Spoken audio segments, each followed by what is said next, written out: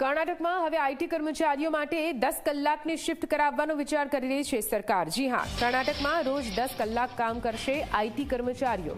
કર્ણાટક સરકાર કામના કલાકો વધારવાનું આયોજન કરી રહી છે। સરકારના પ્લાનને આઈટી કર્મચારીઓએ મોડર્ન ગુલામી ગણાવીને વિરોધ નોંધાવ્યો।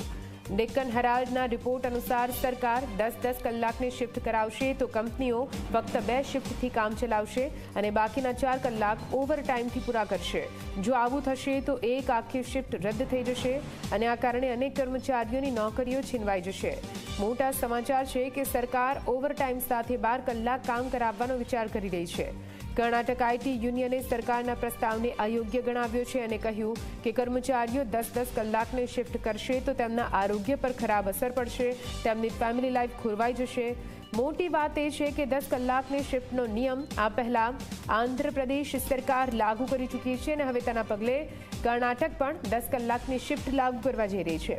સવાલ એ છે કે જો માણસ રોજના 10-10 કલાક કામ કરશે તો પછી તેનું સામાન્ય જીવન ક્યારે જીવશે? શું માણસને હવે મશીનની જેમ કામ કરવું પડશે? તે સવાલ પણ ઉઠે।